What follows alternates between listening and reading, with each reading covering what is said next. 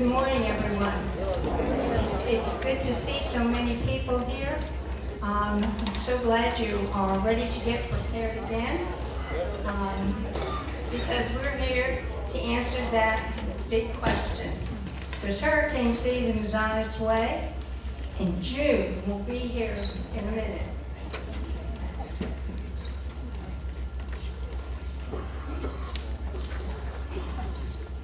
So, as you can see, things can get a little out of control very fast. So my question to you, are you prepared? Often we think we are, but a refresher is very important. And remember, we talked about last year that there were 3 parts: before, during, and after. So let's take a look at what's on the agenda for you this morning. Mike Bardell, the Sun City Center squad chief, will be introducing presenters. And you know, we said it takes a village, and we have a wonderful, large village. So this is a great thing to see.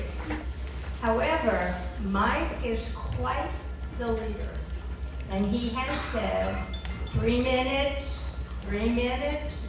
and you need to beware, because Mike has his hook, and he'll show you that in a minute. In deference to time, we're asking you to hold all of your questions, jot them down. As we looked around before, all of these wonderful people will be at their tables after the presentations are over. So be sure to go to each and every one of them with your questions, and you may find a treasure or two. So, ready, set, go? Yes. Michael. Chief Bardell.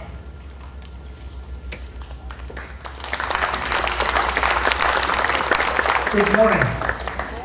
It's so nice to see everybody out here, and I can actually see your smiles instead of masks. So that means my identification gets a little better with my older age. But I appreciate everybody coming out. I wanted to tell you there's a couple of footnotes. Our insurance agent has printed some bags so that when you go around this afternoon, you could collect the items that they have on the tables. And we're going to distribute those as soon as we're done with the speakers. The format is going to be, the presenters are going to come up here and tell you 3 minutes. And that's their limit. And the reason I know it's 3 minutes is because I brought my cane. So somebody who gets microphone happy over 3 minutes, then I'm going to drag them off. So, and usually you'll see me raise the cane if you get close to the 3 minutes. That's their identification. And the reason is, if you can't say it in 3 minutes, you probably can't say it in an hour. You need to do it quickly and move on. There's a lot of different topics, a lot of different things for you to consider and you to hear. It's all been geared towards what the homeowner needs to know for you to make a real decision with. Now, I wanted to tell you that there's one thing beyond all other that you need to do, and you need to think about. You make one decision. Do you stay or go? If you make that one decision, a lot of other ones will be made for you, and will put things in place. And I will tell you that making a plan, it is much easier to change a plan than it is to start one when something starts to go awry.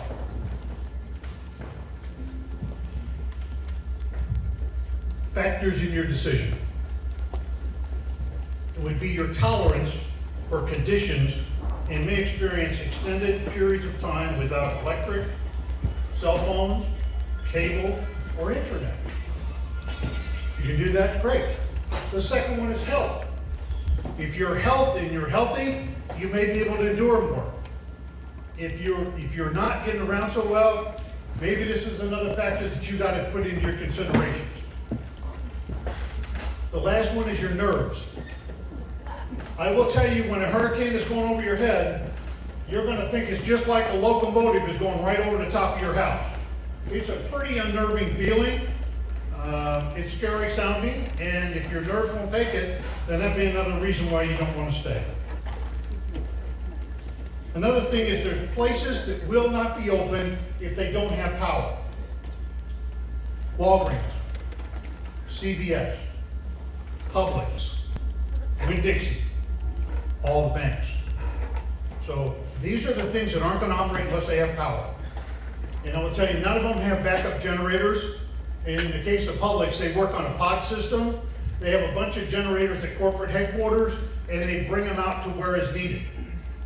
And that theory works well unless the roads are congested and they can't get down. So these are all factors that need to get in, but you may find and experience some problems. Another one is flooding. A major hurricane coming up the mouth of Tampa Bay is projected to bring, at high tide, will bring tidal pools up to 16 feet above normal. And in case you didn't know, that will all but take care of Ruskin, and we will start anew. But water will also back up all the rivers, the creeks, the tributaries, because if the water's coming in this way, it's got to go somewhere. So instead of water flowing out to it, it's going to be backing up, which means you're probably going to have water, and the insurance company calls that rising water, which is a different event. We have creeks surrounding here, and you have the Little Manatee River, you have the Alafia River. All of these things will back up, and it will probably get to flood stage a lot quicker. If you didn't notice, we're doing a lot of building here, which means there's a lot more concrete surface. The water cannot drain as well. So that means we're going to have water standing a little longer on there. The good thing is we live on a sand pile, so water seems to go out pretty quickly, but it doesn't go through concrete as well. So, without further ado, we are going to go ahead and start this. And the first presenter up there is Hillsborough. Is Hillsborough show up? Anybody from emergency management? Okay. Well, this is going to make it a little tougher. Okay, HCFR, if anybody has not realized it, they have become very busy with what they are doing. It's a real event to try and get somebody to come out here and do this. You'll find the same thing with the sheriff's office. He sent me a list of things that I'm supposed to tell you. So when his turn comes up, then I'll tell you about that one as well. Hillsborough does a real good job for what they do. I can tell you from an EMS standpoint, they did 103,000 calls last year. That's a lot of calls in this county. So they do a real good job, and it's always a Ouija board figuring out where you're going to put something to get good service. And everything we do is all factored on times. Times getting out to you, and we're short of assets. How many of you have heard my video that said that we need another ambulance in Waimama? Well, we do. They've authorized over 19,000 homes to be built, and in that same time period, they've given us 2 paramedics and a pickup truck. Somehow, I don't think that's quite with keeping with the times. So you're going to see another video asking you to call the county commissioners and ask them for that. I'm not trying to make this political, but we need services here. As far as shelters, I wish the emergency management team was going to be out here to tell you, but in shelters, if you can't or don't want a shelter in place and stay at home, going to a shelter is your answer. But what you need to be prepared for is, I think it is, they dedicate 12 square feet of space. Hopefully it's all contiguous. But you have to bring your own stuff, and they tell you you're going to get fed. I wouldn't be surprised as to what you're going to do. Maybe you get some crackers or peanut butter. I don't know. But I wouldn't plan for a whole lot. And pets. Every other person in here in Sun City has a pet. You have to go to a pet shelter if you're going to take the pet with you. And there's a litany of things that you have to take with that pet to take it. And you will not be able to carry the pet. It's going to have to be in a cage, and they're in a separate room. And you have to go and take care of it. The other event is when the event is over with, they're going to tell you to leave. So it's not just a matter of that, and how you got there or how you leave is of your own accord. But they're just going to close the shelter. It's more than likely going to be in a school, and the schools are not prepared to deal with the kind of issues. Bathrooms, you can forget all about the privacy that's going to go on. Because you're gonna be there with probably 800 or 1,000 of your closest new friends. It's gonna be an event. You look at from what they're trying to do is they're trying to keep you safe from the hurricane. They're not trying to put you up in the embassy. So this is just one of the things that you need to consider when you're gonna do if you're gonna go. And I'm not gonna talk about special needs. Ryan Pettico in the Department of Health is gonna talk about that. And we're also not gonna take questions from these here. All the tables will be there. You can ask anyone a question when you come out. When we finish here, you'll be able to go around. But hopefully we get done within an hour, and then you'll all be able to answer your individual questions to the presenters. Okay, South Bay Hospital. Well, everybody stand up. Is South Bay here? Well, that's not good. I guess it's a good thing that I know a lot about a lot of different parts in this community.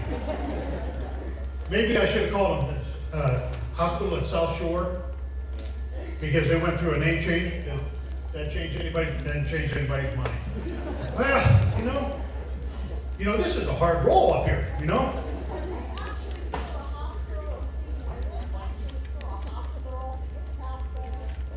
Yes. They're still a hospital. They just changed the name.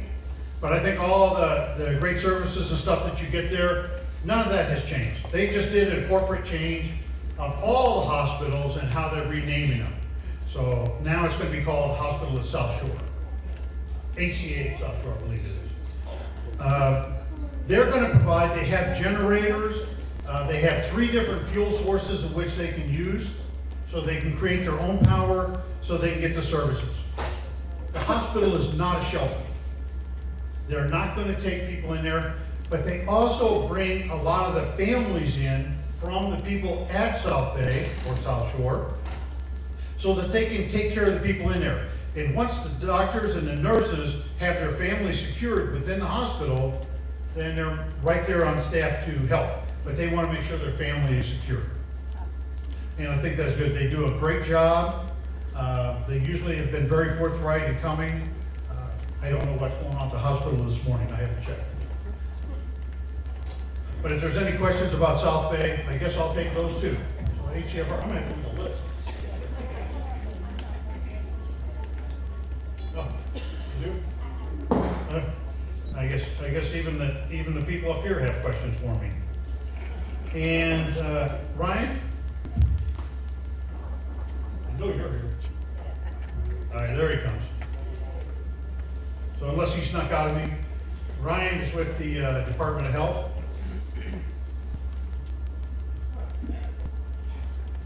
Glad you did leave. Right, guard at the door.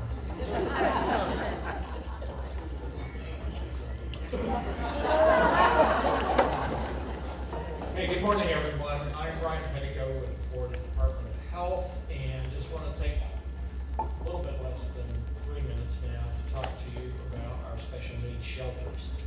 Chief Bardell brought up the general population shelters, basically schools. We're in the same boat. It's basically in a school.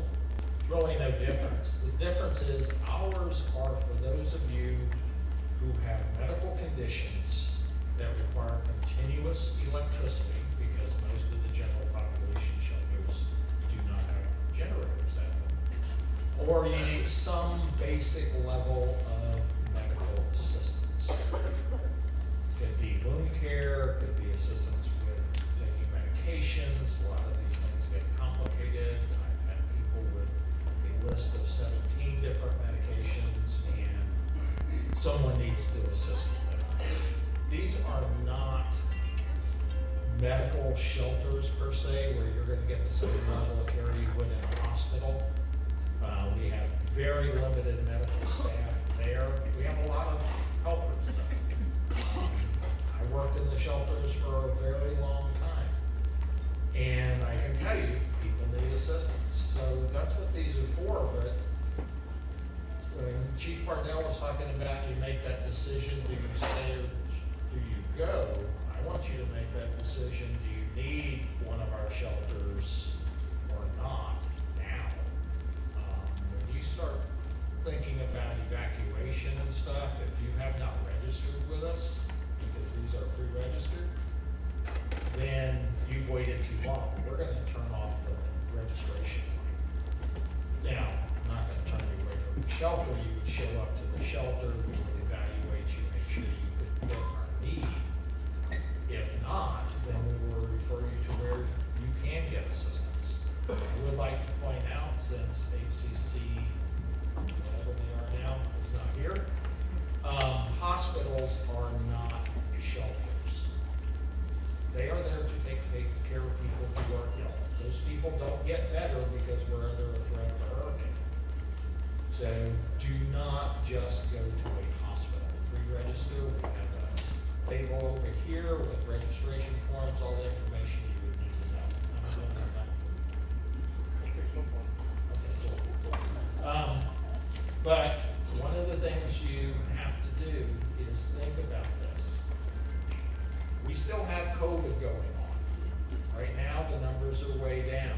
Doesn't mean in June they're not going to be up or they're going to be completely gone. We don't know. No one knows that. If they're telling you that, they're lying. When you come to a shelter, you look around this room and how close you are together, you'll be about that spacing 3 days or more. You probably don't want to go into that type of environment. Snowbirds actually have a good idea. They come down here when it's cold up there, and they leave here and go up there when the hurricanes are down here beating us to death. Last few years, we've been really lucky. Tropical storms, just modified sheltering operations. No one had to evacuate, but at some point, our luck will run out. So I encourage every one of you to have a plan. The plan should be get out of the path of the storm. Get out of the path of the storm. That's the only safe place, is not being here before you come in. And with that, I will turn it back over to you, Mike.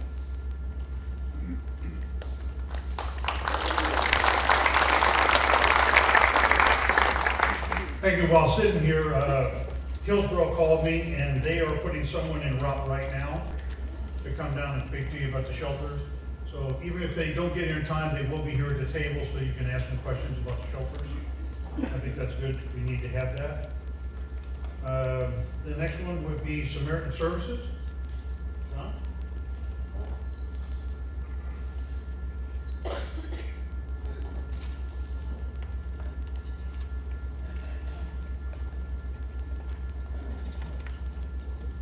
Good morning. My name is John Mayoka. I'm with Samaritan Services. Just a few things about how we'll operate with tropical storm hurricane on track for us. We will operate on a priority basis prior to a storm. In other words, we'll knock out out-of-town services 2 days prior to date of impact from a tropical storm or hurricane. In town will continue till the day before anticipated touchdown. We will take people only to a doctor's office, to drugstores, the grocery stores, and to the bank. Nothing else. All 7 of our cars will be used for in-town purposes on the final day. I advise y'all to make sure you get what you need for being locked down at least for a week.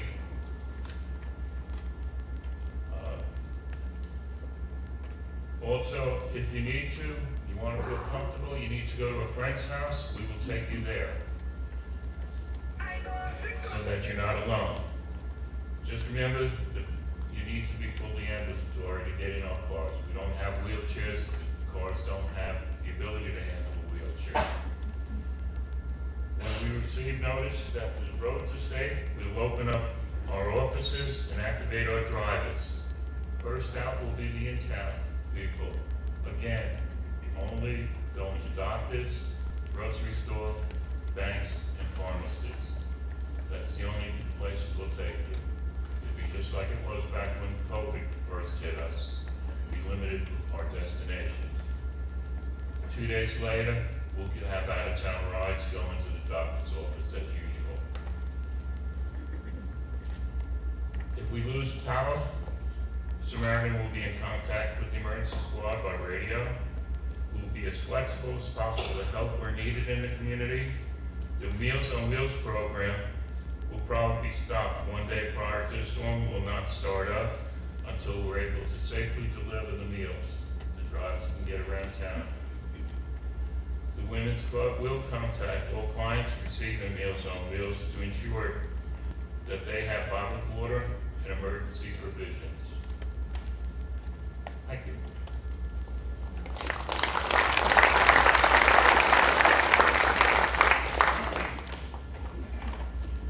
Okay, remember I told you Jeff Murray could not be with us. Jeff has been very good in this community for the last 5.5 or 6 years that he has been here. But he had some family issues that he had to deal with. And he asked me, he actually sent me a list and asked me to go over and talk to you and tell you what's going on. He said the Hillsborough County Sheriff's Office, in the storm, their whole command structure will be moved to the CA, into the CA buildings, because the sheriff's office down here in Ruskin is in a flood zone. So they took the better part of value and evacuated before that becomes an event. There will be a unified command with HCFR, CERT, the emergency squad, security patrol, to coordinate efforts from there to serve this community. The sheriff's office will not respond to calls at sustained winds of over 35 miles an hour or more. So at 35 miles an hour or more, you're basically on your own, because you're not going to get any services from the emergency squad or anyone else at that. That's just a general no in there. So at that point, you're going to be on your own until after the event. Once services are resumed, 2 teams will be created. One team will assess and clear roads. Another will answer calls to service based on priority. And that is what he wanted you to know for that. So we appreciate Jeff Murray, but he did come up, he let me know this weekend that he had some family issues he had to deal with today. We all know how family comes first, right? Thank you very much for that. And I guess the next one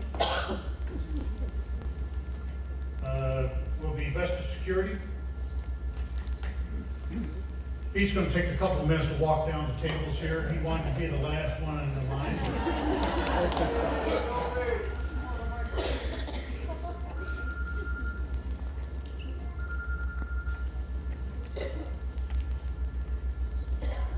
Okay, first and foremost, happy Monday to everybody that's sitting in here. Guys who have showed up, thank you very much. Left, right, down the center. Today is March what, 7th, correct? June 1st it all begins, right? Doesn't necessarily mean that June 1st we might not get some nasty weather. Time to act is now. That's why all these folks are here. Thank you for being here. Please get the word out to those of your friends and loved ones and family members that are not here. If you see something that is particularly interesting to you, get it out. What do I do here as your security chief? My name is Pete Doxey. Good morning. For those of you that have not met me, I am the security chief for Kings Point. My counterpart, Tim, will be coming up here right after me. And together, we are the guys that pretty much handle this whole hot little area. Okay? What's the first thing you heard today? Make a plan. Because everyone in here is different. What worked for you may not work for you. Make a plan. Make sure you communicate that plan to more than one person. Can you all hear me? I'm pretty loud naturally. I really don't need alarm. I don't mind. All right, so if you're going to stay, what do you have to do? Right now, oil is how much a barrel right now? $130. Have you looked at gas prices, guys? Okay, so why am I bringing this up? If we lose power and stuff, what might you need to get stuff that you need? Cash. Keep that in mind. Because your ATMs may not be working, right? Okay? You're going to need gas for your cars, right? So, the exterior of your home, if you're going to stay, don't forget to bring in all the things that can go around and go become nuisance, okay? All right. We will, just like Tim will tell you, stop patrolling at about 30 to 35, depending on how the winds are. And we can't get to you, I'm sorry. Safety comes first for my guys, all right? I've got 35 guys at the gate that handle the patrols. We'll do our very best. If you guys have seen me on this property, whether we're doing shots or anything else, Jen's open air market, I'm always out there. You know, I'm dressed like this, you know, I'm not always dressed like this, okay? But safety comes first. We will be securing things in safety, just like the sheriff will, okay? So keep that in mind. Your windows and doors, First Service will also be talking to you and helping you out with that, okay? Don't forget that stuff. Document all your important things. If something should happen to your home, so you can go ahead for insurance purposes, have proof, not just say, hey, I had a Rembrandt painting right here. I'm sure all these guys will talk about it, right? Move your cars. How many people are going to park under power lines, trees, and all that other stuff? You'd be surprised. Common sense will go a long way. Follow in here. In here, I'll tell you a lot. If it doesn't feel right, don't do it. Okay? If you're not sure, I'm going to be over there. Come talk to me. I'd be more than happy to answer any and all questions you may have. I don't want you to hit with the cane. Okay. Store important documents. What are important documents? I'll let that be up to you. Everybody, you all know what important documents are. Prep an emergency kit. In the leading up to June, we're going to be putting out, Vesta will and everybody else will, stuff to help you get to that point. Through the President's Association, through different ways of communication, okay? And identify a shelter if you're going to roll. You already heard Mr. Ryan say you guys need to sign up for it now. If you don't know how to, he can tell you how, or I will, okay? Please, please, please.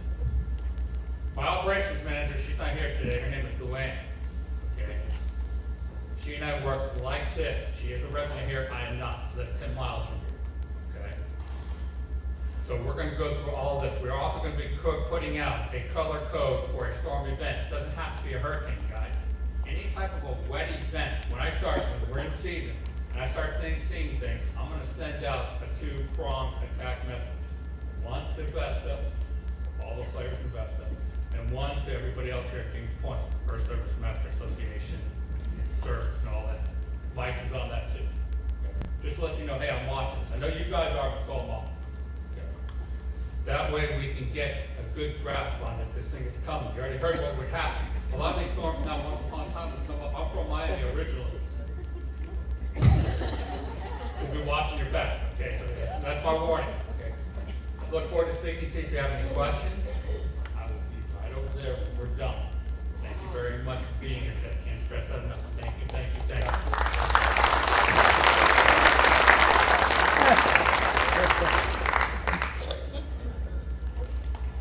Some people you just gotta warn. Okay, security patrol, Tim Broad.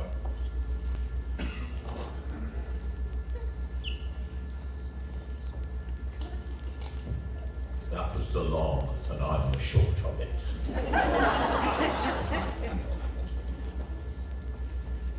Our topic is disaster planning. And you've all heard preparation, preparation, preparation. Remember the 6 P's. Piss poor planning, poor performance. And that is true. Look ahead and prepare for what can happen.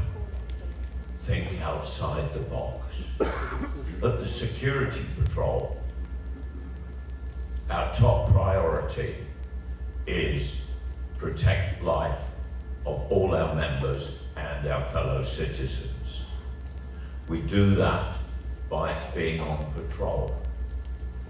But by being on patrol, we can only do that when it's safe for our people to be on the roads. And like everybody else, you hit 35-mile-an-hour sustained wind speed, we will close it down.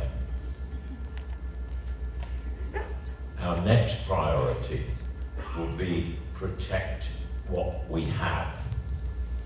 Our assets primarily are our records, so we need to make sure that you have duplicates and there are remote locations. We want to make sure our cars, we do not leave all of our cars in one spot. So as that if there's a direct hit on that one spot, we lose all our vehicles. We send them out. Ask our members who has a secure garage, and we'll send our cars out to those who have secure garages. Our role prior to a hurricane or other disaster will be to continue looking around. After it has passed through and it's safe, our first role will be to go out and check how safe the roads are, what obstructions are around. We will do that, and we will liaise back with the sheriff's main headquarters here in Sun City in the CA. So we will be able to point out where they need to direct best services. I think everyone needs to do the similar sort of thing. Look after your family. Make sure that they are safe and well. Prepare for the worst that can happen. No need to say, we're lucky in Sun City. We have been, but as my predecessors have said, that luck will run out. And we need to be prepared to cope with no water, limited sewage, poor communications or zero communications. So think about it and protect your assets as best you can. It may be get out of town, but if it's out of town, then remember you are in the line of 100,000 vehicles that are going on the same path. If you're going to make decisions, be prepared, think ahead, and make sure you make reservations for your journey. You won't get on a plane if you leave it till the morning before the hurricane's due to hit. So that's it. Plan ahead. And thank you very much for your listening. And please remember, move away from danger and keep people safe. Thank you.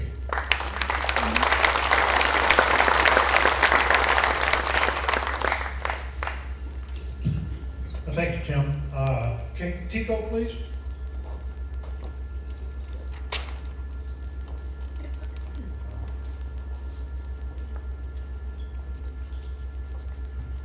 I'm a little vertically challenged, so I'm going to pull the microphone a little bit closer.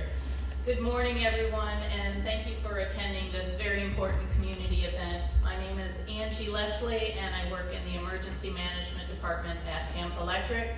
I'm joined today by my coworker, Kelly Carnegie, who is also a volunteer EMT in the Sun City Center area. And I really don't need to say anything because the prior speakers pretty much said everything that I was going to talk about, but I will share a little bit of additional information. We talk about hurricane season starting June 1st. Well, actually, over the past 6 or 7 years, we have actually seen tropical events start as early as May. So the June 1st timeline, you just really can't go by that. So it's important that you're having this event, and I give you all kudos for doing so early in the process. But at Tampa Electric, we actually prepare year-round, whether it's trimming trees, patrolling circuits, hardening our system, replacing poles, but ultimately, it's all about safety. We talk about safety being first, safety of yourself, safety of our team members, safety of your family. And you want to make sure that you stay away from down power lines, especially if you're going to be out traveling.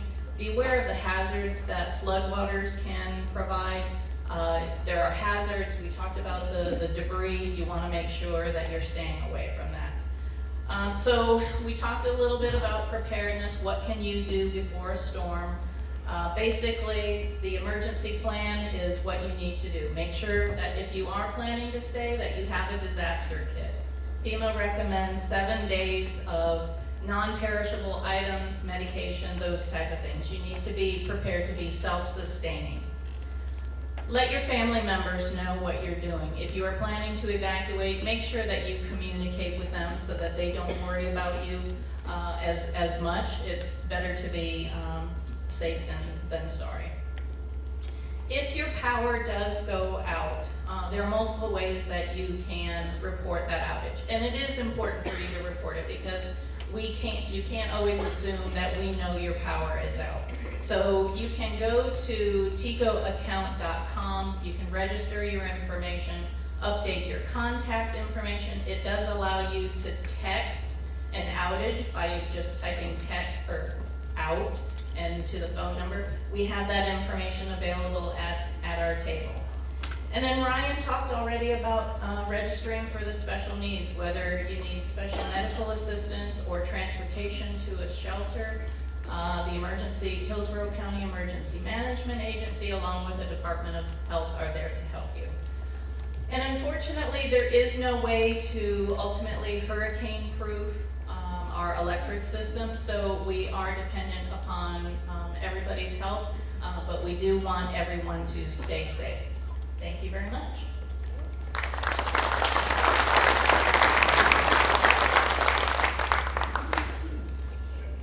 Thank you. Your son radio. Vernon?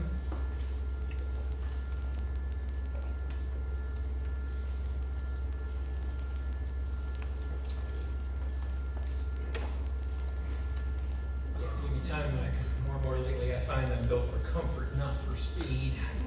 Good morning, everybody. I'm Vern. You hear me on Thursday mornings from 9 to 11 on your community radio station, Sun Radio, 96.3 FM. I'm sorry I had to do that. You put me in front of a microphone and that's the way it works. We're a full radio station. We don't get that far because we're low power FM. I hear from people, I can't get you in my house.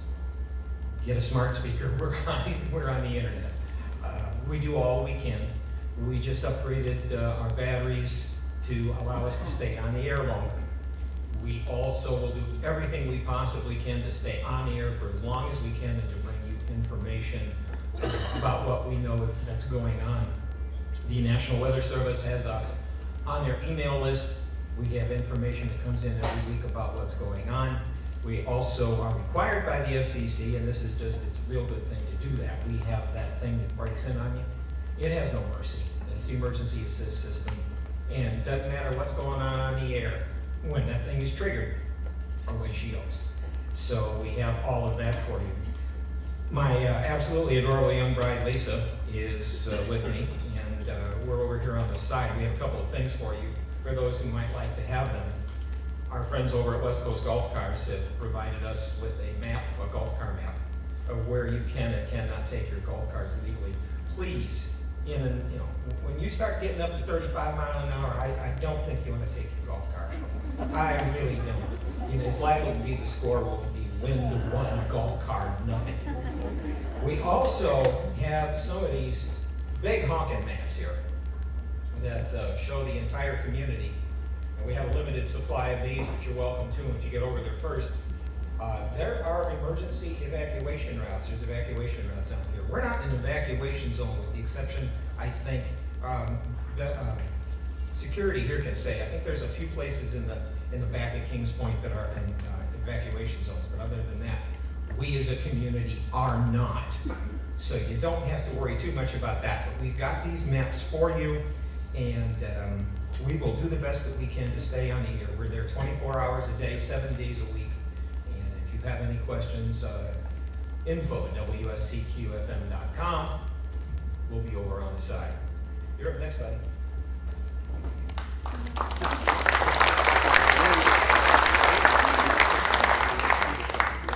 Seems like I just left here.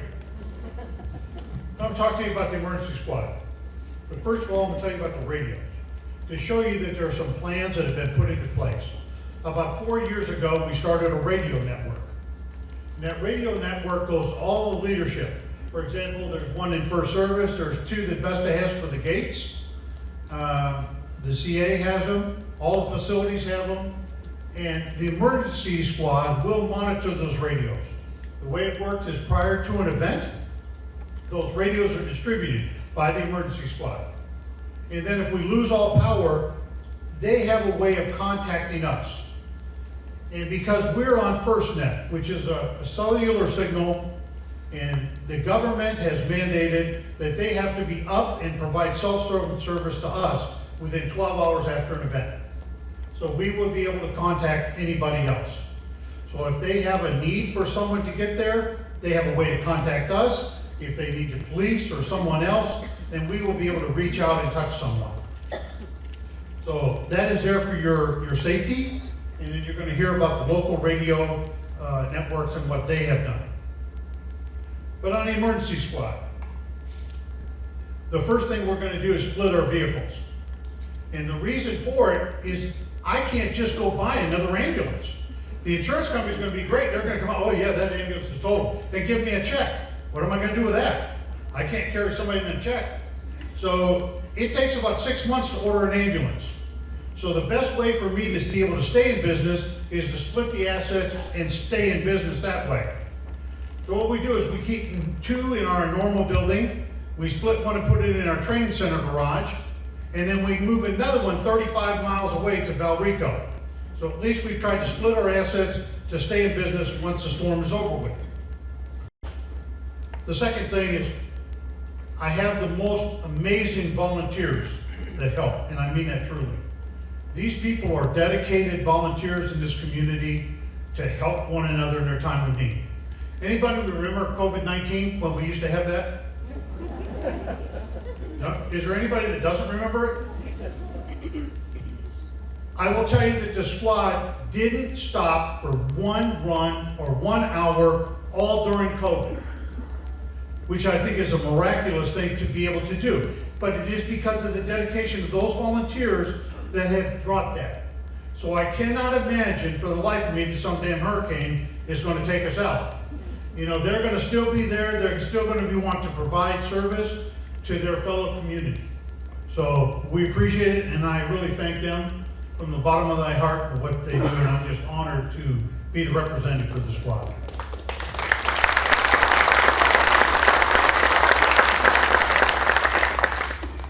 Next will be Bob Preston from CERT.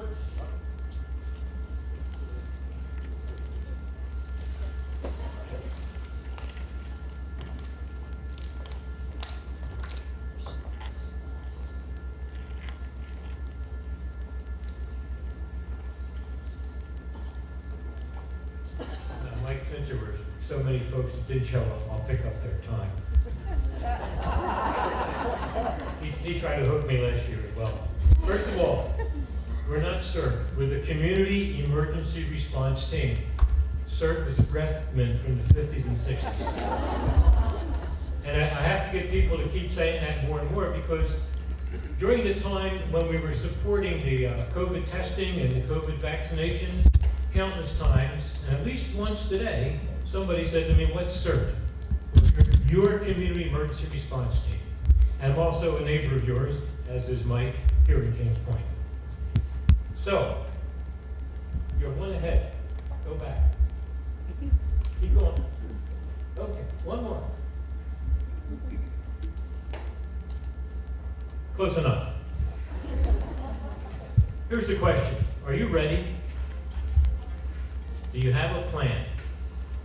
And if you have a plan, have you ever tried to exercise it? Someday on a rainy day, pull your plan out and go through it. See how it works. You know, you can take Grandma's recipe, but you're never going to make a cake like she did. So you need to sit down and work that plan out and make sure. Just because it's in your head, it won't work necessarily that way. So exercise your plan. Be a survivor. The hazards that we primarily face here are hurricanes, possibly tornado, and flooding. There's many, many other hazards out there, but those are the 3 we primarily focus on. Next slide. So who do you think is the most important resource we have available here to help us in an emergency? Is it FEMA? They don't come till afterwards. Is it the Highway Patrol? County Sheriff? Fire and Rescue? Emergency Fund? Shout out, who do you think is the most important resource we have? The answer is you. You. All these other agencies are in support, but you are in charge of your own personal security and your own personal safety and the security and safety of what you own and who you live with. Next slide. Here's a question. Should you evacuate? Well, I know people have said, I'm not evacuating. It's not going to happen to me. It could. Your emergency plan must have an evacuation strategy. You know, it's better to have this evacuation strategy and not use it than to not have it and need it. So think about that. Next slide. So when should you evacuate? As soon as possible, if you're going to. As soon as possible. Do not delay. Where are you going to go? Well, I said earlier, out of the path of the storm. Go see a relative or a friend, or go somewhere, you know, Dollywood, whatever. Get out of town. Get out, get away from danger. So what roads are you going to use? You know, virtually we have two major highways that go north and south in Florida, 75 and 95. Keep in mind that 4 goes from 75 to 95. There's a lot of other U.S. highways that have communities built around them. They're going to be crowded. They have traffic lights. They're going to have traffic. They're going to have every other kind of problem that you would find in a crowded community when there's an emergency going on. What should you take? Well, there's a lot of different things you could take. Peter talked about a lot of them earlier, but if you really want to know what you should take, you stop over at our Community Emergency Response Team table, and we have a list of things that you can take with you, and photos and other things that can help you understand the kinds of things you need to be ready for in the event of an emergency. There's other information over there that would be useful. You know, what do you do, who do you tell, and so on and so forth.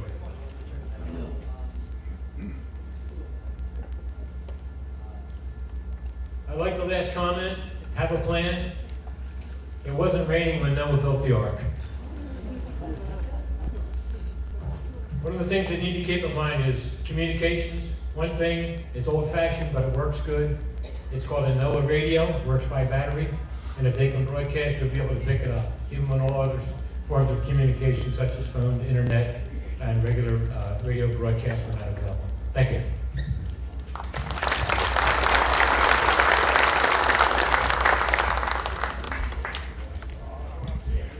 Okay, Kings Point Radio Club.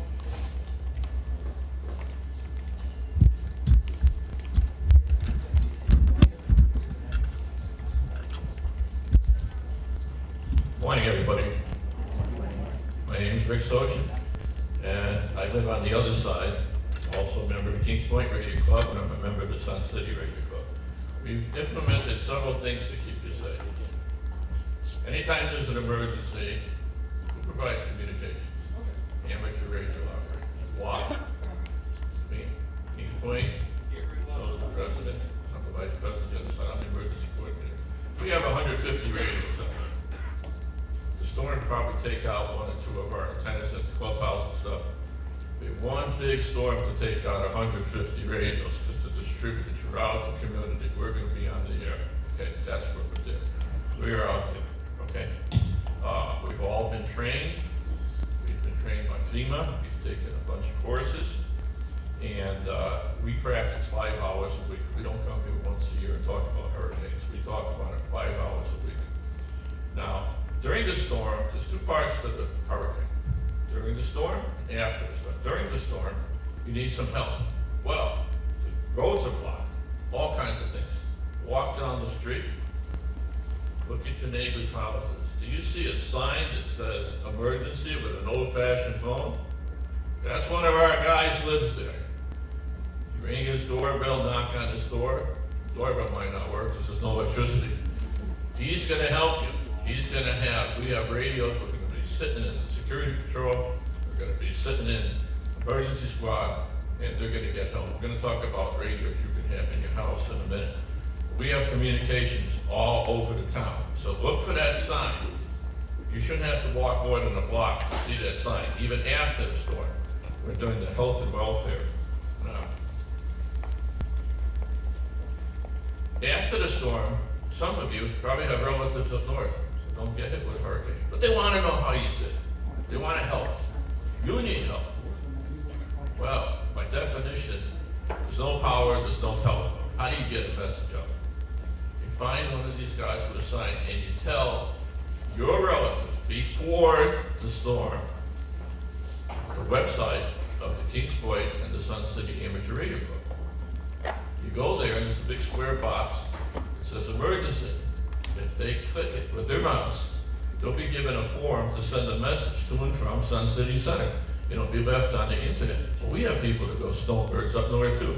They're gonna read that internet every couple times a day, and they're gonna radio that message into Sun City because the radio's gonna go through, whether there's phone or nothing. We're all battery powered.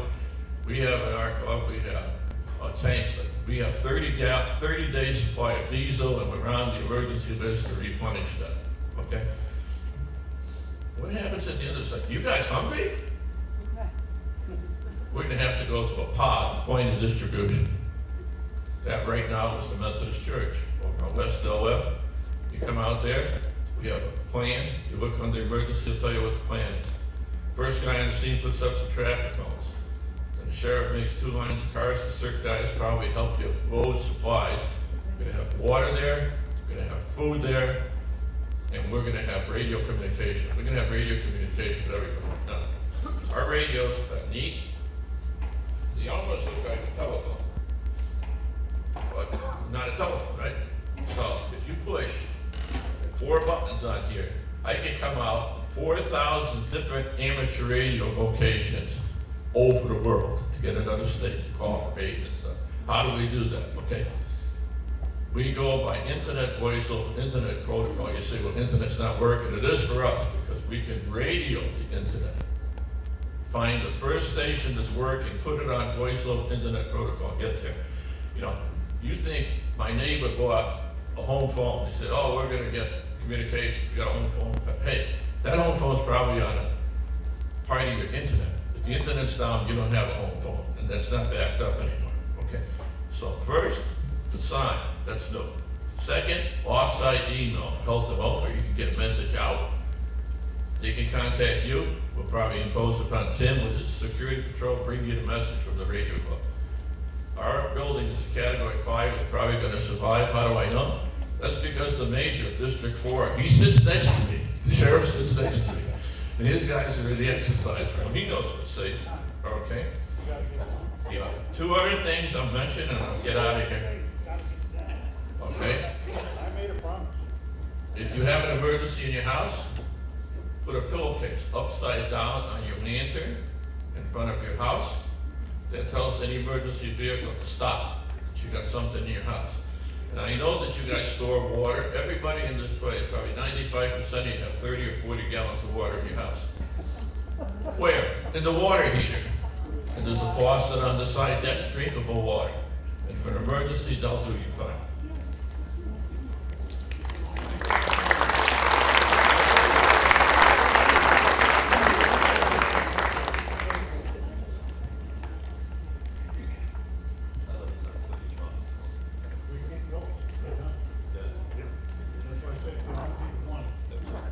We're on a time limit here. These people hanging. The next thing is we do have the county here, is that right? They told me we were in the back of the room, but I know I got the hospital here, South Bay, or South Shore, I should say now. He's much better than what I gave you from him.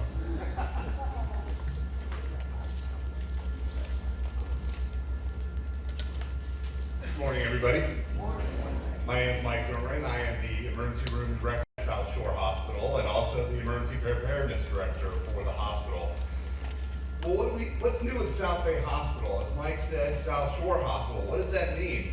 Does everybody know that we have a name change? Okay, I can remember one. Yeah. Well, what does that mean?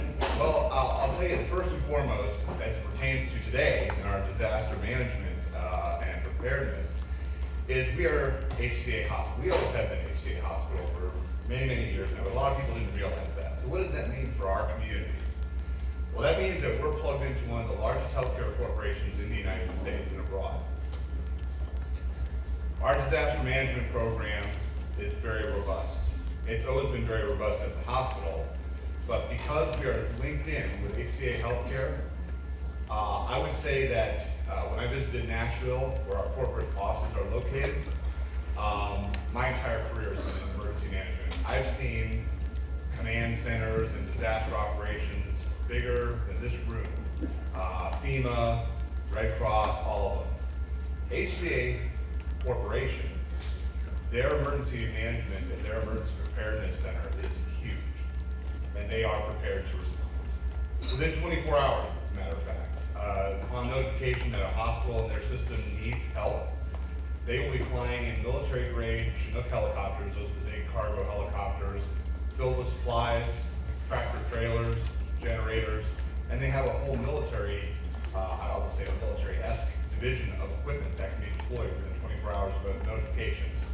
So our name change reflects our corporation that we're with, HCA Healthcare. Same great hospital, everything's the same, just letting you all know that South Shore is now plugged into an entire network that if we don't have it at our hospital, we can get it there. So very proud of that, very excited to what that brings to the table. For us, for our disaster preparedness, South Shore Hospital has always had a very robust, comprehensive emergency management plan. I know we focus on hurricanes and tornadoes, but there's a lot of other stuff that affects our community. Rail cars that go through in Ruskin that carry nasty stuff on them, stuff that goes up and down the interstate. So all these things can affect our hospital. Rest assured, we have a comprehensive plan to address those issues should they arise.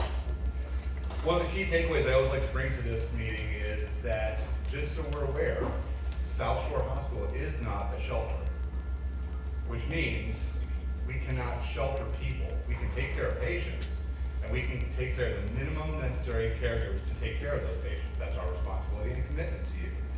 But if you are in a special needs category or medically fragile, then you need to prepare now. Make those arrangements. Make sure that you get plugged in with the Florida Department of Health, Hillsborough County, or Hillsborough County Emergency Management can draw you to the right places.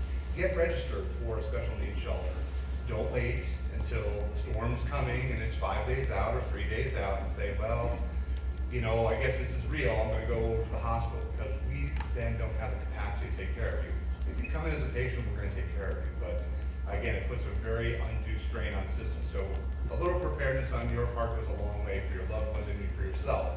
And this includes people that have oxygen concentrators, home oxygen, wheelchair, there's a variety of different things. But again, knowing that information, getting plugged in early, as in now, will really help you when the wind blows or an unexpected event does occur, because the county and the health department partner very closely to deliver these services to you, and they do so network with all our partners in emergency management. So please make sure you do that, and then make sure you have arrangements with your doctors as well. Most everybody, including myself, take medications, right?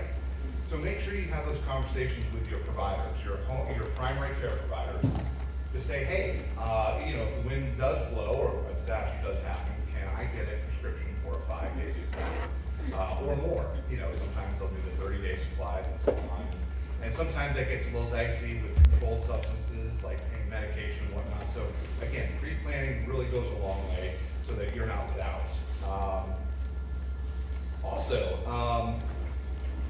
Not many people in this room, but it is a growing community. So if you have neighbors, friends, or family that's visiting, if you're expecting, anybody expecting or is pregnant, storms do funny things to people. I hear laughing, I know, but believe me, I've been in this state a long time, and I've delivered many babies during atmospheric condition changes. So if you have family visiting or you have friends that of childbearing years, shall we say, make sure that they're aware of that too, because it is not a wives' tale.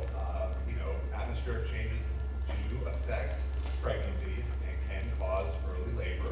So again, be aware of that. We can deliver a baby at the hospital. We can't care for the baby at a hospital. So we would then transfer that to one of our sister HCA facilities that could make those accommodations. So that being said, what does that mean? Well, I'm going to tell you, as I've said in years past, South Shore Hospital is a great hospital. It is built at 31 feet above sea level, so we have very little threat for water intrusion or flooding. Our West Florida division, meaning from Citrus County all the way to Charlotte County, all those big wigs and CEOs, all the brass, actually come to our hospital, South Shore Hospital, and they set up their division command center, if you will, in our boardroom. So that's a pretty good feeling that we're in the right place, we've got the right measures in place to withstand the storm. That means no impact for you all. Really, the only thing that means is that we're going to have a safe building both pre, during, and after the storm. I know this community has tons of resources around with our community emergency response teams, squads, security patrol, the list goes on and on. Keep those things in mind. Be prepared. Do a little bit of pre-planning, as I said. Make those arrangements now. Build your kit so that you can sustain and weather the storm if you choose to do so. If not, make plans to get out and make sure those plans are communicated. And again, should the need arise, South Shore Hospital will be there for you during the storm.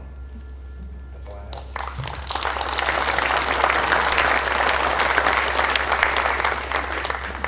Okay, Master Association.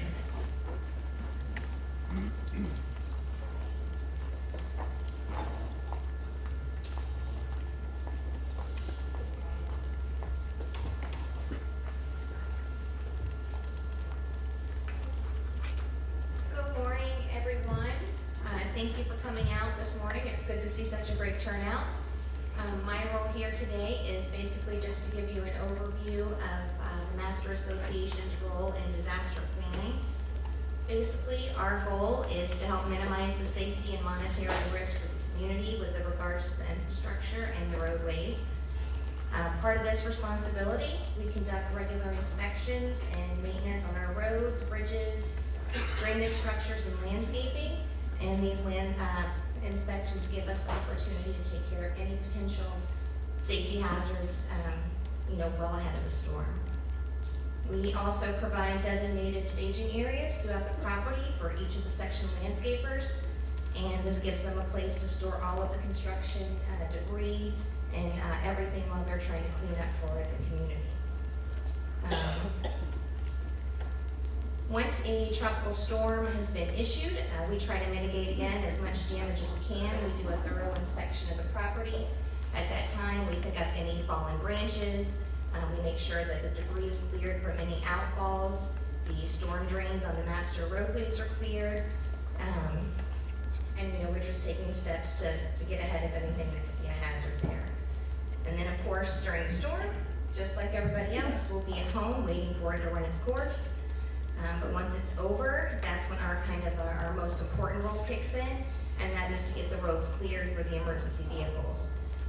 And since that is such an important task, what we have done is we've signed a hurricane agreement with our landscaper Brightview, and what that gives us is kind of a priority, so that their crews are on standby in the event of a storm. They'll come right in, get the roads cleared, they'll start inspecting for damage and getting things taken care of for us.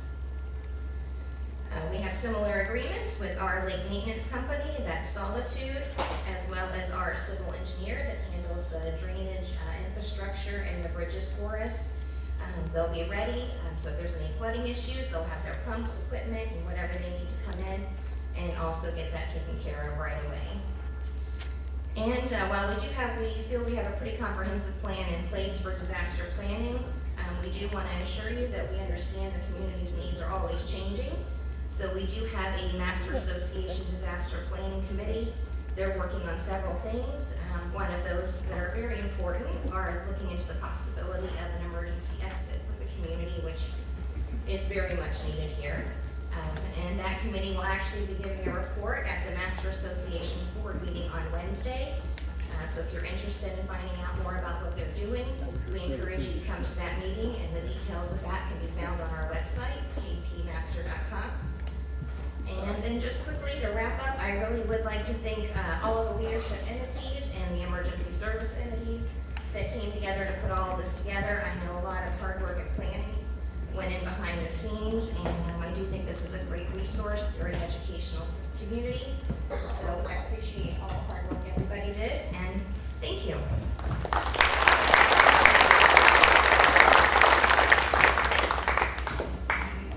Okay, First Service Residential, Keith?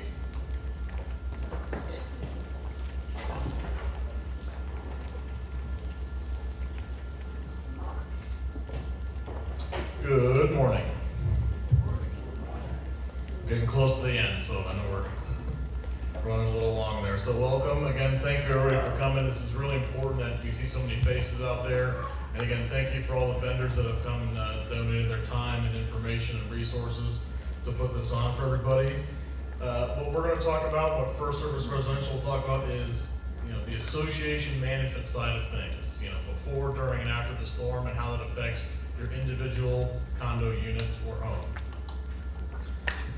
This guidebook right here is going to be a great first start. All the stuff we're talking about today is in this guidebook, updated on before, during, and after scenarios. Please make sure we take that and utilize that. There's also going to be a series of communication that's going to be following this event, and it will come from the three major parties. So the Master Association, the Federation, and even Vesta and First Service will be sending out, again, the three-tiered communication, and we'll start talking about things about, is your insurance up to date? Are you going to stay or are you going to go? We're going to resend out the shelter app information, as long as how to use HCC text alerts and TICO alerts. We're going to let you know about the tax-free weekend, info when that's coming up, and just again, information about local services. So you're going to be seeing a bunch of those e-blasts over the next couple of weeks before hurricane season. So as you get those, let's communicate those to your friends and neighbors, and make sure we're talking to everybody, because this is a spread the communication, to spread the knowledge, so everybody is aware and can prepare themselves. So before the storm, everybody here that has a condo unit, you need to make sure that if you have stuff outside and you are going to leave, make sure you gather those things inside, take them inside. If you got little pots, trinkets, whatever it is, make sure you're taking those things out of the yard, off the walls, and into your home. We don't want any projectiles out there. Make sure that you've got all your contact information updated with our office, as well as your family and friends. Let them know if you're going to stay or if you're going to go. Let your neighbors know that. Ask your neighbors if they're going to stay or they're going to go. Make sure everybody's talking to each other. We talk about a lot about the community, how much you help each other. This is another important factor of that. Make sure you're reaching out, to your neighbors. Do you need any help? Do you have your supply list ready? Are they going to stay? Just anything you can do to help could save somebody in the event of disaster. Again, like everybody mentioned there, at a certain wind speed and approaching the storm, the First Service office will also be closed. And our teams will be able to go home and take care of their families and their houses. And then during the storm, again, it's all safety first. So make sure you're safe. If you're out on the roads, make sure you're leaving in time. If you're going to stay in your unit, please be careful there. Know the best spots to stay inside the unit during the storm. After is where it really kicks into gear if there is a disaster that comes in.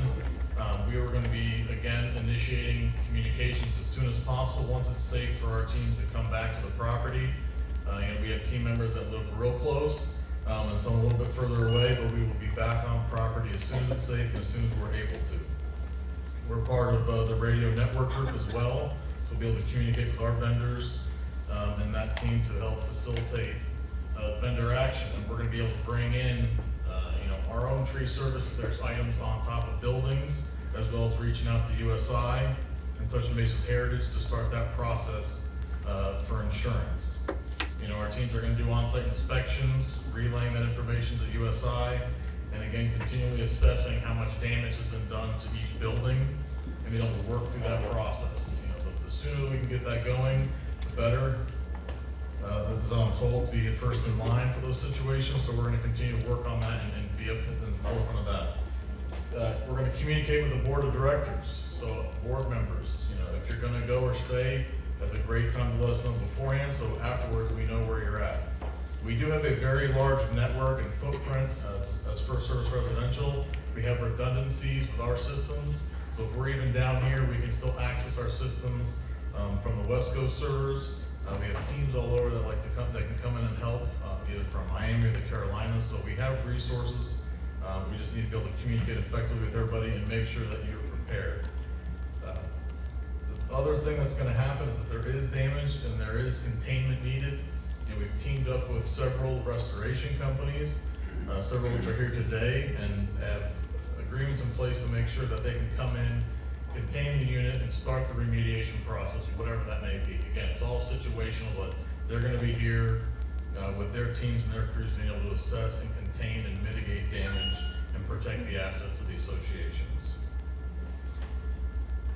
That's all I have, folks, so I appreciate it, and I think I'm going to be handing off to Adam Patton from USI.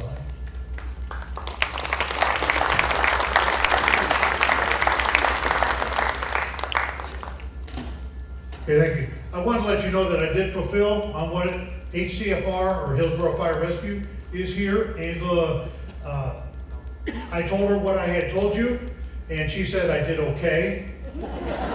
Which, more importantly, she said I didn't give you any bad information. But Angela is going to be up here. She's going to sit in this seat, and if you have questions about the pets, the shelters, emergency management, any of those questions, she's going to be here to answer your questions. And you brought some brochures, right? Okay, and I've dealt with Angela for a couple of years, and but had some challenges getting here, but she did get here, and we appreciate her making time to come out and represent for emergency management. Next will be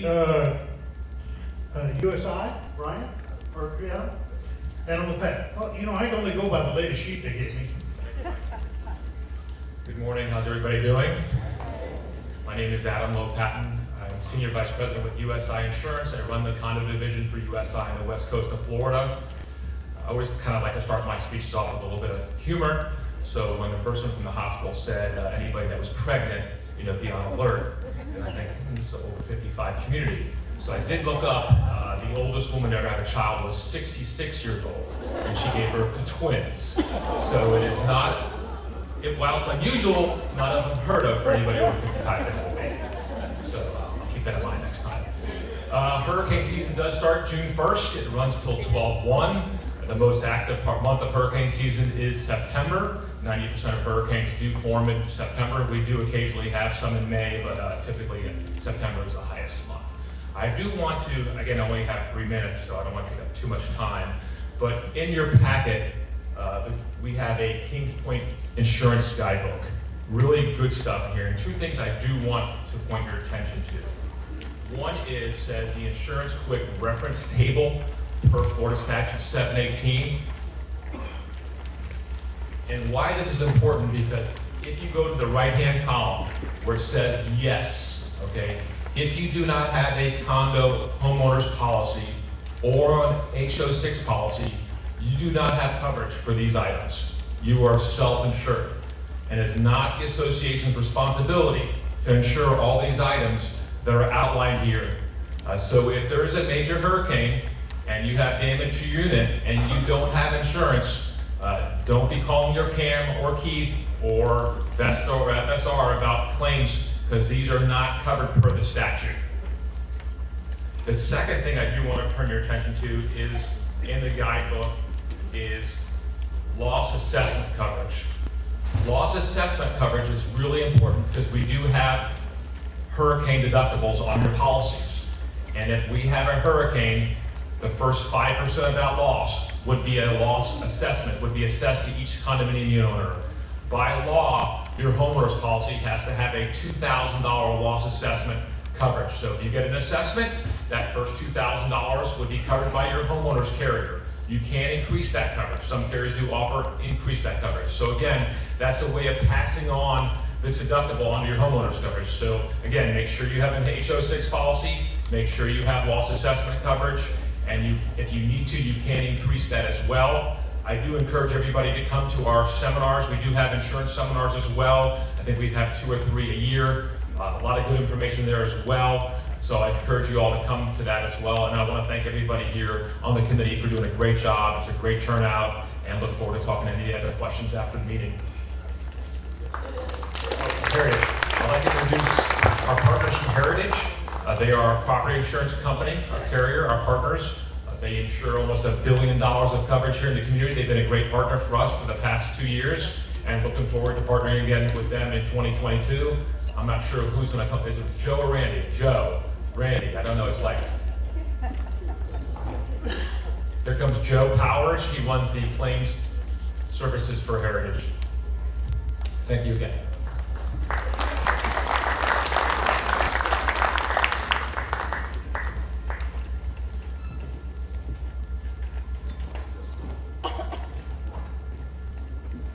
Good morning, everyone. Again, my name is Joe Powers. I run the claims for Heritage Commercial Division.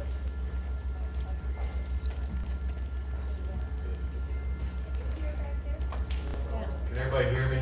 Okay. Well, we're here talking about some necessary things that need to be done during hurricane season, of which that is going to be after the storm. But I can tell you, when you're in the insurance business, there's 2 seasons, there's not 4. There's hurricane season and then there's non-hurricane season. So this, to me, I could compare to maybe a dental visit that I've got scheduled 3 months down the road, and some of those adjectives would be nauseous, irritated, anxious, miserable. So when Brian and he sent the invite out to come talk about it in February, those feelings have already started, so thank you very much for that. In the insurance business, what you want is a company that's going to respond, and we insure the association and the buildings here.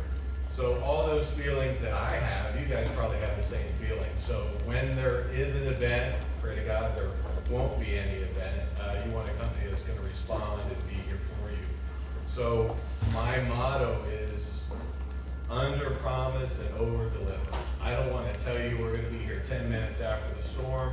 I just want to tell you that we're going to be here. We're going to get done quicker than you expected. And that's really all you want with your insurance company. And work with the associated, the CAMs and Keiths of the world, and the vendors that you might bring in so the community can be built back seamlessly before the way it was before the storm. So I want to thank you for letting me speak on Heritage's behalf, and you all have a good day.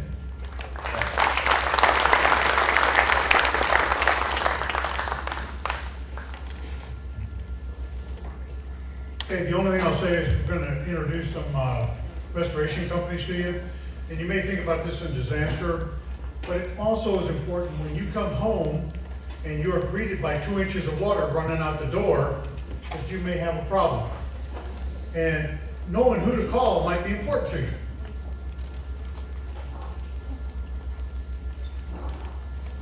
Thank you again, Mike. We're going to bring up each of the companies and we're just going to let them introduce themselves, a little history, and what they can offer. We teamed up with them today. We have Service Master, Expert Water, and Restoration 1. And I will throw it to Barry. Walk over this one. I can run now. I'll let Barry with Expert Water go first.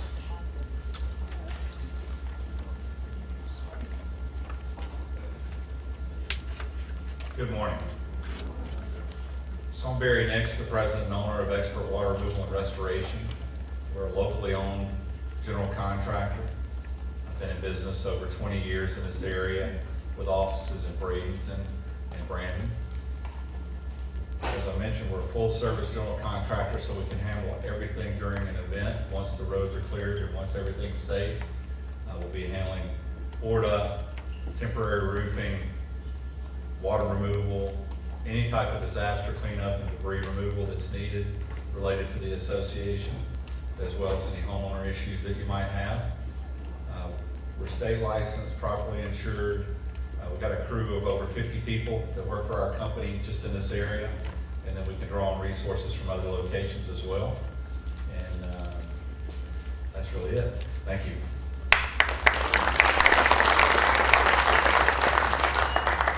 Just quickly, you're going to see inside your package that we kind of sectioned off all the associations similar to the landing section. So as you go through there, we've kind of teamed up with these companies to make sure that in the event of a disaster, these are the areas that they're going to respond to. Again, everything is situational, stuff might happen, but this is the general plan that these are the areas they're going to introduce Brett with Restoration One. Good morning, everyone.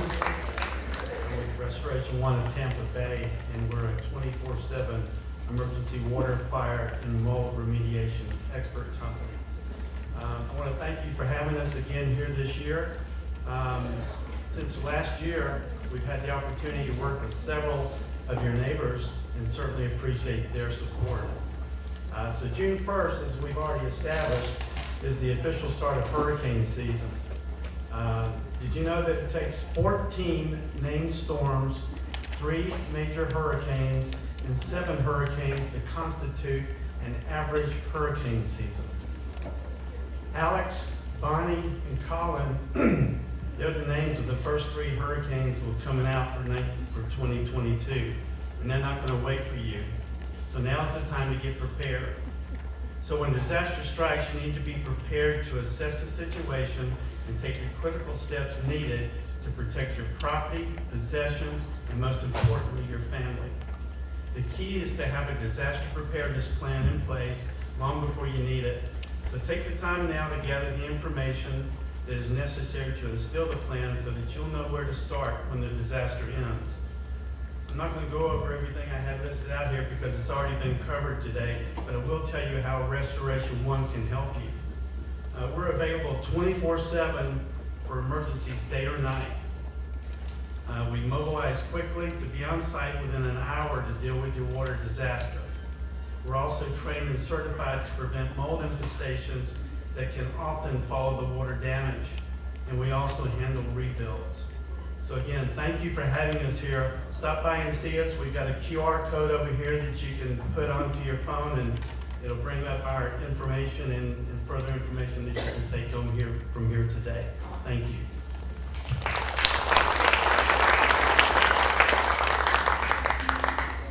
Last but certainly not least is Cedric with Service Masters.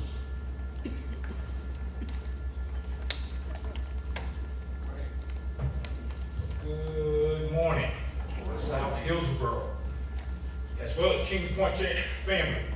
I'm Cedric and Scott Hudson with Service Master with DSI. For we're the team that will come out to see you after we've had that issue that we've been talking about. In storms. You see, we know how to handle disasters. Whenever situations arise, so I'm going to ask you a quick question. If you happen to come to your property and discover a lazy river flowing throughout that property, what would you do?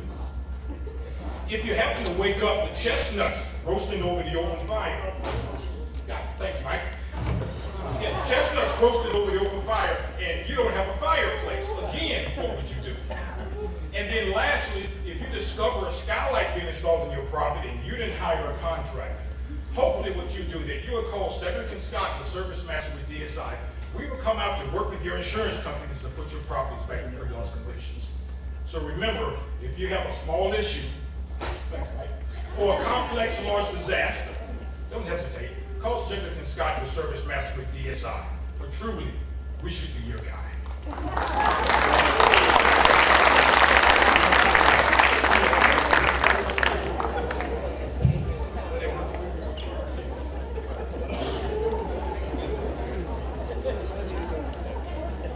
Okay, you know, some things are just unplanned.